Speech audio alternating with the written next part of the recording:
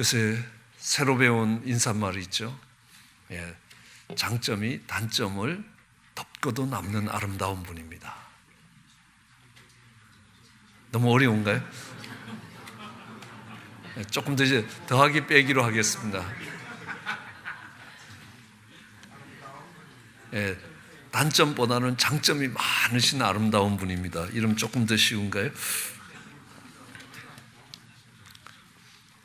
우리가 좋은 점들을 점점 찾아가면요 많이 찾아질 겁니다. 그죠? 그렇게 긍정적인 눈으로 보아가며 살아갈 수 있게 되기를 원합니다. 다윗도 그것이 다윗의 거룩해진 다윗의 모습이었다라는 것들을 우리 살펴보았습니다.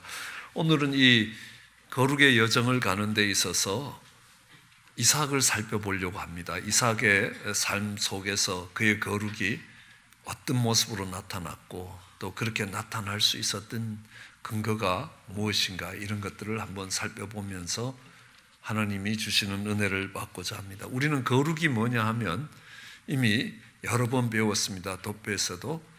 그러니까 하나님을 위하여 구별된 것이라는 겁니다. 어떤 것들이 하나님을 위하여 구별될 수 있느냐? 모든 것이 하나님을 위하여 구별될 수 있는 건 아니라는 겁니다. 더러운 것이 깨끗해져야 되고, 깨끗해진 것 중에 하나님을 위하여 구별되면 그것이 거룩한 것이라고 이야기합니다. 그래서 우리는 거룩으로 나가기 이전에 깨끗함을 받아야 되는 겁니다. 더러운 것들이 깨끗해져야 그 깨끗해진 것들이 거룩해질 수 있는 근거가 되고 시작이 된다는 겁니다. 빛과 어둠이 공존하지 못하는 것처럼 이 더러운 것들이 하나님 앞으로 나가게 되면 그건 죽음이라는 것입니다.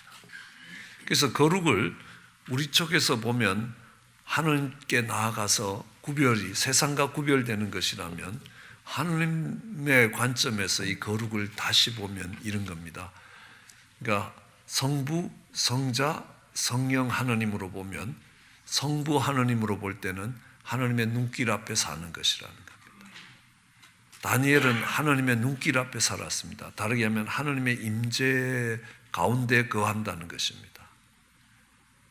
하나님의 눈길 앞에 살아가고 하나님의 임재 가운데 살면 세상하고 다르게 살 수밖에 없다는 것입니다. 하나님이 없는 것처럼 사니까 그렇게 되는 겁니다. 여러 번 말씀드리지만요, 시골에서 우리 아버님만 올라오셔도 우리 아내의 태도가 달라지는데요, 내가 하나님의 눈길 앞에 산다라고 이야기하면 인생이 다르지 않습니까? 저는 다윗이 회개할 때 이렇게 회개하는 걸 시편 51편에서 보지 않습니까? 내가 주께만 범죄했다는 겁니다. 아니, 다윗이 한 짓이 어떤 짓인데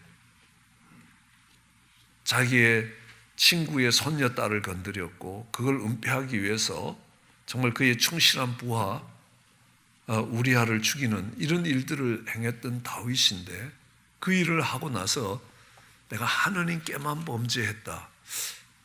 이 예수 믿는 사람들이 아주 싫었던 이유입니다. 왜냐하면 자기네들은 다 잘못하고 가서 하나님께 내가 범죄했습니다, 하나님 날 용서해 주십시오. 그럼 하나님이 용서해 주면 피해 당한 사람은 어떻게 되냐는 겁니다. 그래서 아주 밀양이라는 영화가 나올 수밖에 없는 그런 배경을 갖고 있는 것입니다.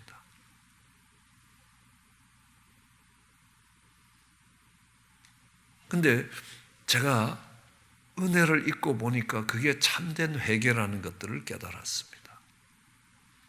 왜냐하면 밧세바를 범하고 이를 은폐하기 위해서 우리아를 죽이는 것이 죄가 아니라는 이야기가 아니라는 겁니다. 그 죄를 지을 수 있는 이유가 뭐냐 하면 내가 하나님의 눈길 앞에 산다는 것을 망각할 때라는 겁니다. 내가 시퍼렇게 살아계시는 하나님이 지금 지켜보고 있다라고 이야기하면 감히 그 일을 못할 것이라는 겁니다. 그러니까 다윗이 내가 그렇게 했던 것은 내가 하나님의 눈길 앞에 살지 않았기 때문입니다 라는 것입니다. 우리가 IMF가 와서 우리가 회개하자 그랬을 때 우리가 사치했다, 뭐 이런 잘못을 했다, 이게 아니라는 겁니다. 우리가 하나님의 눈길 앞에 서 있지 않았다는 겁니다. 그 하나님의 임재와 하나님의 눈길 앞에 서 있으면 하라고 해도 못한다는 겁니다.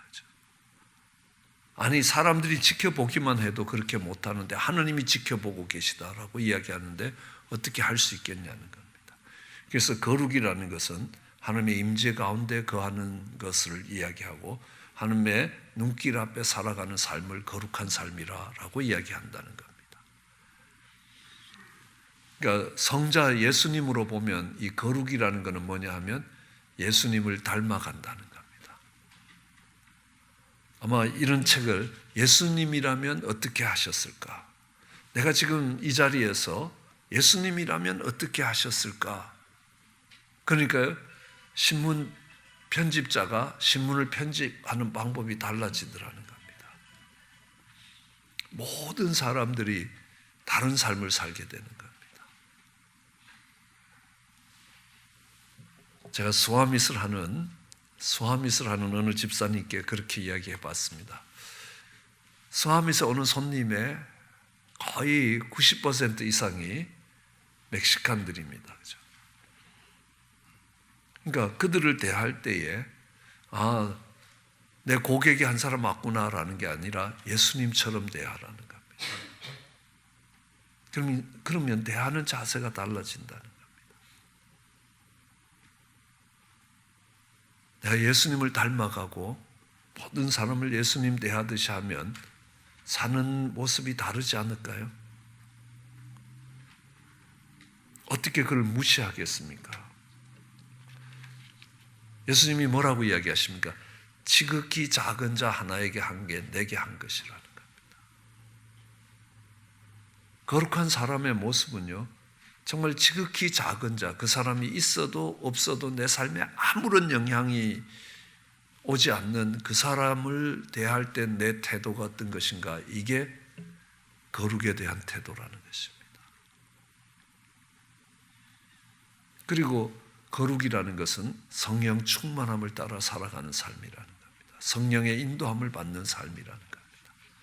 성령님이 우리 마음에 주시는 소원들이 있습니다. 성령님이 생각나게 하는 예수님의 말씀이 있습니다. 그걸 따라갈 때에 성령의 인도함을 받을 때 우리는 그것이 거룩한 삶이 된다는 겁니다.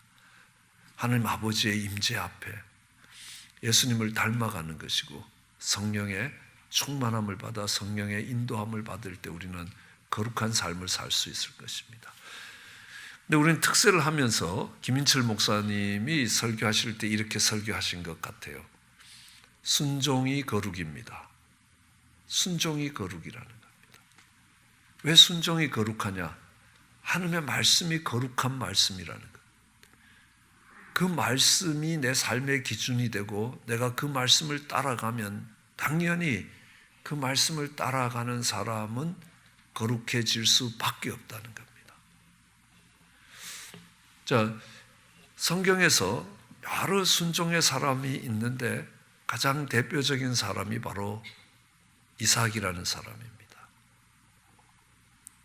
이삭의 첫 번째 순종은 뭐냐 하면요, 장가 갈 때 보니까 알더라고요.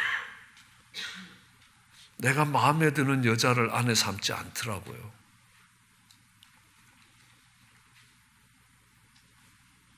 내가 마음에 드는 여자를 아내 삼은 사람은 삼손입니다. 근데요, 아버지가 정해주는 사람과 결혼을 하는 겁니다.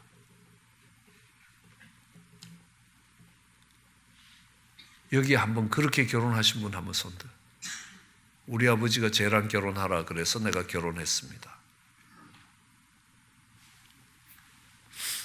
아무도 없나요? 그럼 다 내가 선택한 겁니까?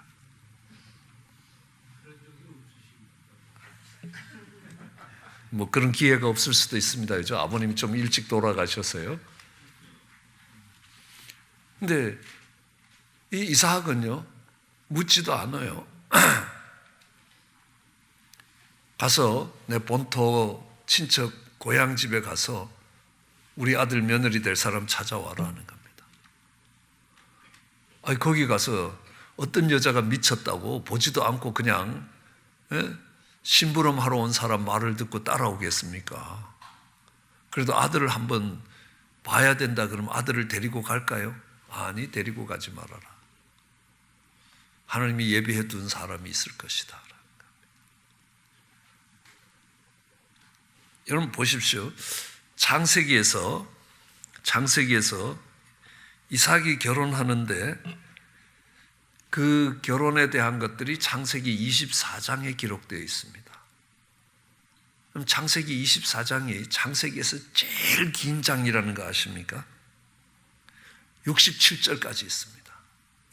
이삭의 결혼입니다. 이는 하느님의 메신저가, 사자가 정말 세상 가운데 가서 이삭의 신부를 끌고 나오는 것입니다. 그러니까 성부, 성자, 성령 할 때 아브라함의 하느님, 이삭의 하느님, 야곱의 하느님 이야기합니다. 그렇죠? 그럼 이 이삭의 하느님은 뭘 의미합니까? 예수님을 이야기합니다. 이 이삭의 결혼은 그리스도의 신부된 교회를 이끌어내는 모습과 동일하다는 겁니다. 나중에 기회가 되면 이 창세기 24장을 자세히 한번 강론할 기회가 있을 겁니다. 하나님이 이 속에 어떤 어마어마한 복음의 비밀들을 숨겨두고 계시는가라는 것들을 배울 수 있게 될 것입니다. 그때도 이삭은 순종하는 사람입니다. 아버지, 결혼은 내가 합니다. 내 인생입니다. 내 마음에 드는 사람이라야지. 아니라는 겁니다. 하나님이 정해주시는 사람이라는 겁니다. 대부분 이렇게 이야기하더라고요. 내 발등 내가 찍었다 그러더라고요.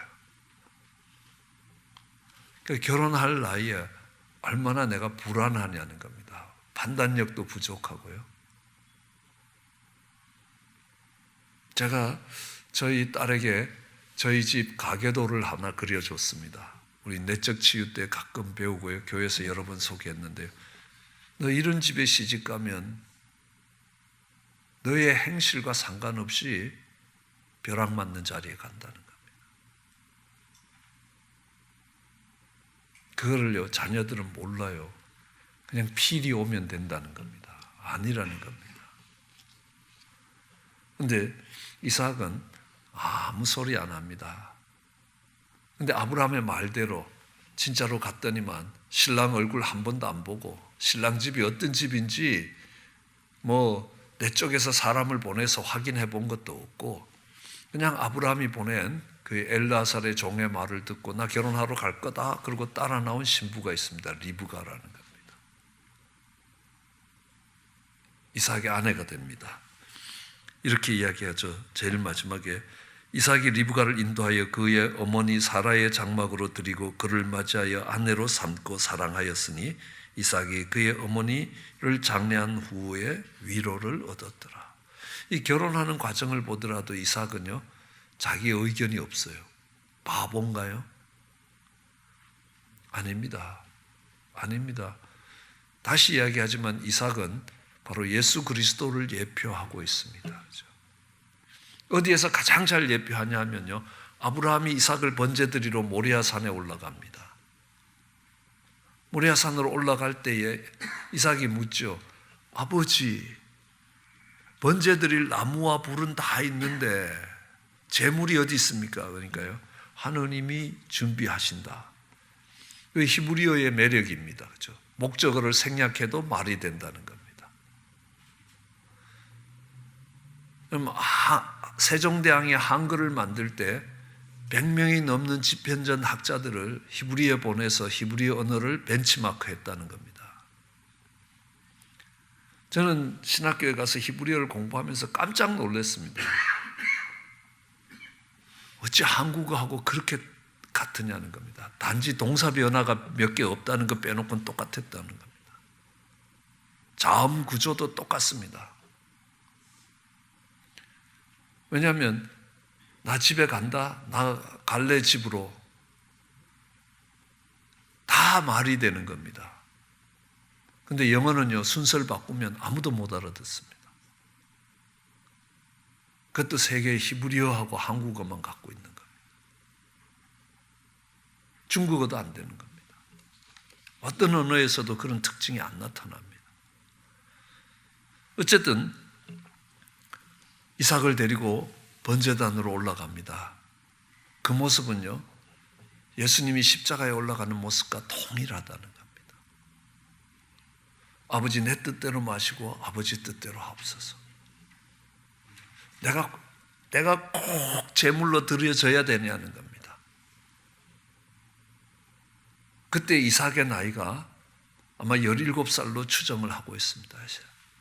피 끓는 젊은 청년입니다. 그렇죠? 아버지는요, 거의 120살 된 늙은입니다. 그렇죠? 아빠 미쳤어? 하고 확 밀고 내려올 수 있는 거 아닙니까? 그렇죠? 근데 묵묵히 그 번제단에 올라가는 겁니다. 내가 원하는 바는 아니지만 아버지가 원하시면 내가 그 십자가를 지겠습니다 하고 십자가로 나가는 예수님하고 똑같은 모습이라는 겁니다. 그 모리아라는 산 이름이, 모리는 비전입니다. 야는 야훼입니다. 하느님의 꿈, 하느님의 비전이라는 겁니다. 뭡니까? 후일에 자신의 독생자를 내어주고 자신의 형상을 따라 지음받은 모든 인생을 구원하겠다는 하나님의 꿈이 거기에 있다는 겁니다. 예, 아브라함이 그 독생자를 드린 것도 대단한 일이지만요, 이삭이 거기에 올라가는 것도 그 못지않는 놀라운 일이라는 겁니다. 우리는 그걸 뭐라고 이야기합니까? 순종이라고 이야기합니다. 내가 원하는 것을 꺾고 아버지 원을 따라가기 때문에요. 그거는요, 세상의 가치를 갖고 있는 사람은 안 그렇습니다. 우리 자녀들 조금만 해로움을 당할 일을 시켜보십시오. 엄마 미쳤어? 이럴 텐데요. 그죠? 근데 묵묵히 그 자리에 올라가는 이삭의 모습입니다. 분명히 다른 가치를 갖고 사는 사람입니다. 분명히 세상 사람들은 그렇게 살지 못하는 것이라는 겁니다. 그리고 흉년이 왔습니다. 아브라함은요, 짊어지고 어디까지 갑니까? 애굽까지 가는 겁니다. 왜냐하면 애굽에 가면 나일강이 있기 때문에 흉년을 지나갈 수 있습니다. 나일 강물을 떠서 농사 지으면 굶어 죽지 않는다는 겁니다. 땅은 넓은 땅이 펼쳐져 있습니다. 내가 수고롭게 물찌개 짊어지고 물 푸는 만큼 농사 지을 수 있는 겁니다. 그러니까 흉년이 들면 다 애굽을 생각합니다. 그런데 이삭은요, 가지 말라. 그러니까 예 하느님 그러고 안 가는 겁니다. 야, 나 비즈니스가 어려워졌는데 저 텍사스에 가면 요즘 비즈니스가 왕성해진단다. 거기 가면 먹거리가 많을 거다. 텍사스 가겠다는 겁니다.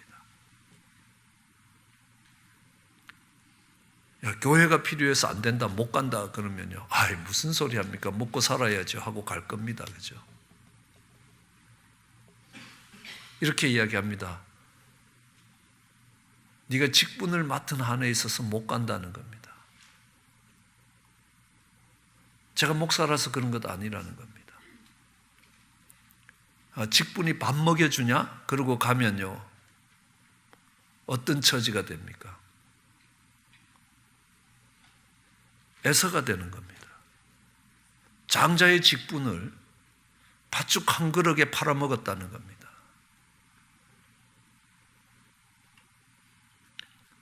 내가 성가대를 섬기든 셀 목자로 섬기든 그 직분이 주어진 때까지는 못 움직인다는 겁니다. 저희 딸이 자기의 롤 모델로 삼고 있는 사람이 린다라는 여자입니다. 북가주에 있죠. 시스코에서 일하고 있습니다. 지금은 아니지만 한 10년 전쯤 시스코의 부사장으로 퍼처싱 부사장이었습니다. 이 린다라는 이 집사님이 한 해 동안에 구매하는 금액이 대한민국 예산만큼 됐습니다. 그래서 엄청난 영향력을 갖고 있었습니다. 교회에서 한 사람이 헌금하는 게 1000명이 하는 헌금보다는 많았습니다. 근데 이분이요, 선 마이크로에서 일을 했습니다. 근데 오스틴에 있는 델 컴퓨터에서 잡을 오퍼하면서 높은 직위와 많은 월급을 약속했습니다. 근데 거절했습니다. 왜요? 내가 주일학교 교사로 섬기기 때문에 교사의 텀이 끝나기 전까지는 못 움직입니다.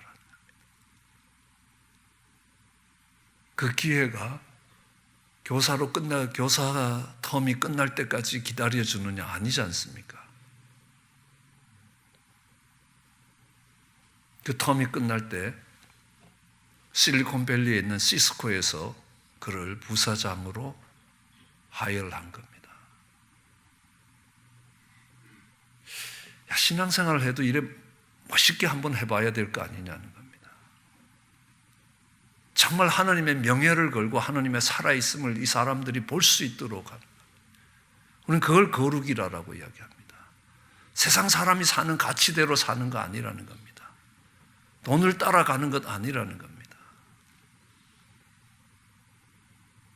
이삭이요, 애굽에 가면 분명히 살 길이 열립니다.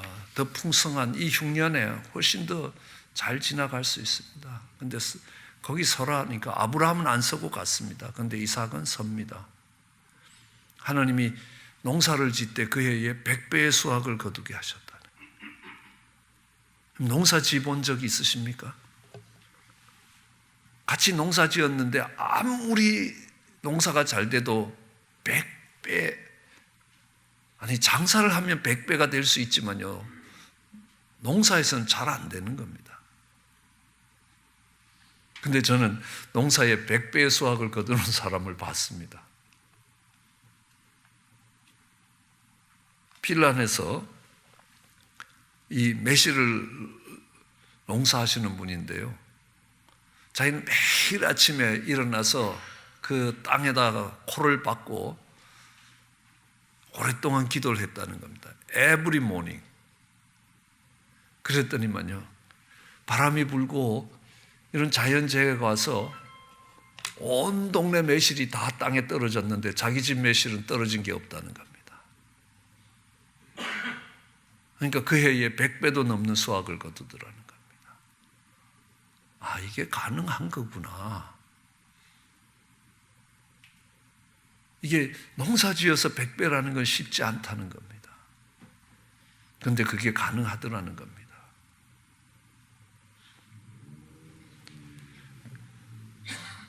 이삭이 그렇게 하는 겁니다.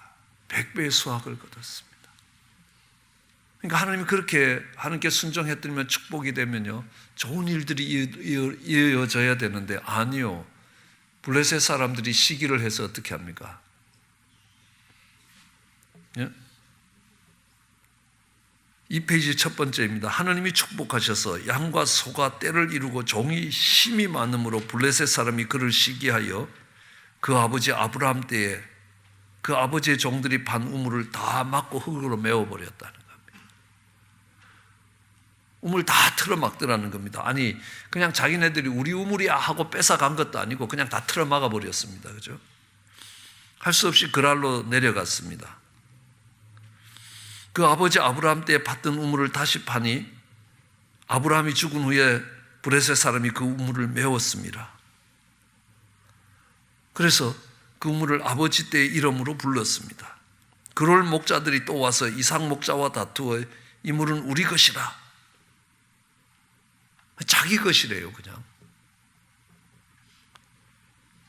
그래서 또 뺏어갔습니다. 또 다른 우물을 팠죠. 또 다투어서 또 줬습니다. 신납니다. 또 거기서 옮겨서 또 우물을 팠습니다. 이제는 그들이 다투지 아니하더라는 겁니다. 그 이름을 르호봇이라 하여 이제는 하나님이 우리를 넓게 하셨으니 이 땅에서 번성할 것이라. 그러니까요, 이 블레셋 왕과 군대 장관이 시퍼렇게 질려서 하나님이 너와 함께 하시는구나.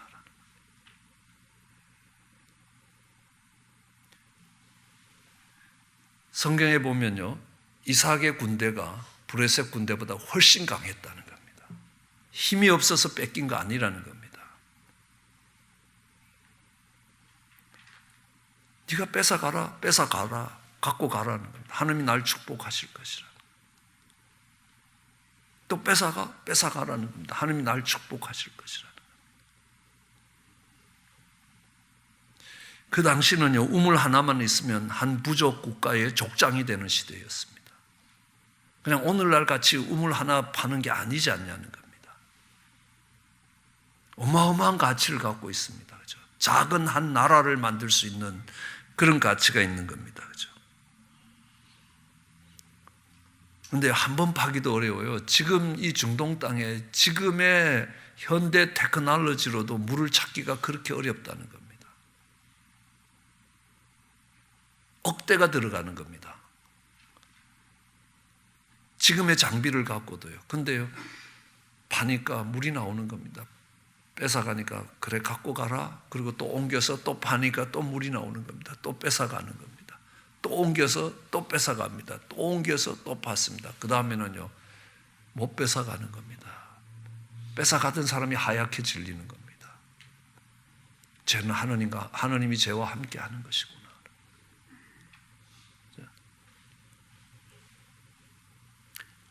그리고 끝으로 야곱과 에서를 축복할 때에 이 이삭의 모습을 보시면 합니다. 잘 알죠. 이렇게 순종의 사람이고 믿음의 사람인데, 믿음을 갖고 순종했던 사람인데 나이가 드니까요, 노망기가 생기는 겁니다. 그래서 눈이 어두워졌습니다. 영적인 눈도 어두워졌습니다. 자기 후계자를 축복하는 그런 의식에서 실수를 합니다. 그렇죠?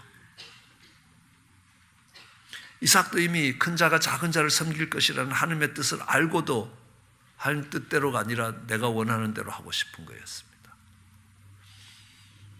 그래서 에서를 축복하려고 가서 사냥해오라 라고 이야기합니다. 맛있는 걸 먹고 기쁜 마음으로 마음껏 축복하려고 축복을 딱 해놓고 보니까요, 야곱 아닙니까? 그죠? 그때에 이삭이 어떻게 합니까? 그죠? 그러니까 부들부들 떨었다는 겁니다. 심히 떨었다는 겁니다. 크게 심히. 근데 그 다음이 문제입니다. 야, 네가 나 사기쳤으니까 아까 기도한 거 취소다. 이게 아니라는 겁니다. 거기서 이삭이 배우는 거는요, 내가 아무리 내 마음대로 하려고 별짓을 해도 하느님의 뜻만이 선다는 겁니다. 그러니까 그 다음에 어떻게 합니까? 에서가 왔을 때에, 야, 아까 내가 축복을 했는데, 야, 형제들이 다 너를 섬길 거다 했기 때문에 네가 동생을 섬겨야 된다는 겁니다. 내가 그걸 바꿔갖고 너를 다시 축복할 수 있는 게 아니라는 겁니다. 여기서 우리는 알 수 있습니다. 이삭이 자기 뜻대로 하려고 했지만요, 그게 아님을 깨달았을 때 하나님의 뜻에 순복하는 겁니다. 끝까지 자기 뜻을 고집하는 게 아니라는 겁니다. 하나님 뜻대로 두 아들을 축복하는 겁니다. 히브리 기자는 앞에 있는 이런 영웅적인 이런 모습이 아니라 이 모습이 믿음의 순종의 모습이라는 겁니다. 이삭의 가장 아름다운 모습이라는 겁니다. 얼마나 감사한지 모릅니다. 우리는 실수할 수 있습니다. 아무리 하느님의 사람으로 거룩함을 쫓아가다가도 넘어질 수 있다는 겁니다. 영적인 눈이 어두워질 때가 있다는 겁니다. 그런데 그걸 어떻게 수습하느냐는 것은 다른 차원이라는 겁니다. 다윗의 거룩함이 뭐겠습니까? 물맷돌을 들고 골리앗을 쳐 죽일 때가 아니라는 겁니다.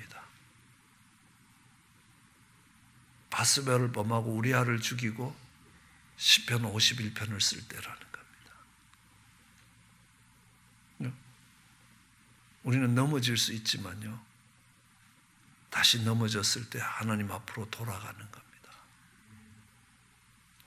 욥도 그렇습니다. 아무리 거룩한 사람이지만요, 그 고난의 깊이가 깊어질 때 억울한 거고 정말 원통한 거고 하나님께 대들기 시작하는 겁니다. 그런데 그것이 깨달아질 때에 죄를 뒤집어 쓰고 회개하는 겁니다. 그 벗들을 위해 축복하는 것입니다. 오늘 이걸 거룩한 모습이라는 겁니다. 왜요? 세상은 그렇지 않다는 겁니다. 늘 말씀드립니다. 나의 의인은 7번 넘어지더라도 7번 일어나는 것이라는 겁니다. 다시 일어나는 것이라는, 넘어지지 않는 사람이, 실수하지 않는 사람이 아니라는 겁니다. 우리는 하나님처럼 완전하지 않기 때문에 실수할 수 있습니다. 넘어질 수 있습니다. 그러나 거룩이라는 것은 그 자리에서 다시 회개를 하고 예수님의 보혈로 깨끗함을 입고 하나님께로 나아가는 것이라는 겁니다. 그 하나님의 백성, 거룩한 백성이 아니면요, 가롯 유다처럼 그 넘어진 자리에서 스스로 자책하며 목매달아 죽는 거라는 겁니다. 사울 왕처럼 스스로 자책하면서 자신의 길로 가게 되는 것이라. 그런데 하나님의 사람은 그 죄를 뉘우치고 하나님께로 돌아오는 것이라는 것입니다. 그것이 가장 아름다운 거룩의 모습입니다. 저는 이 거룩이, 이삭의 거룩이 요셉에게로 갔다고 생각합니다. 요셉은요, 엄마가 일찍 죽었습니다. 요셉에게 있어서 가장 큰 축복은 그의 엄마가 일찍 죽은 겁니다. 엄마는요, 그렇게 믿음의 사람이 아니었습니다. 엄마가 일찍 죽었을 때 그 수많은 밤을 누구랑 보냈겠습니까? 할아버지랑 보냈어요. 아버지는 아내들이 셋씩이나 돼갖고요, 틈이 없습니다. 아들 데리고 잘 시간이 없다는 겁니다. 그러면 수많은 밤 이삭이 요셉을 데리고 이야기합니다. 내가 흉년에도 하나님의 말씀에 순종했더니만 하나님이 이렇게 하시더라. 다른 사람이 나를 해코지 할 때 내가 다 양보했다. 네가 다 가져가라라는 거예요. 그랬더니 하나님이 나를 한량없이 축복해 주셨다. 그 이야기를 들으면서 요셉은 무슨 생각을 하겠습니까?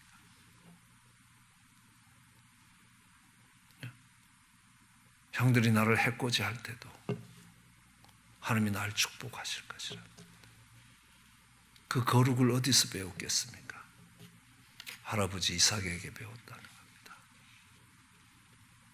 그 거룩이 그 후손에 있어서 엄청난 축복이 됐던 것입니다.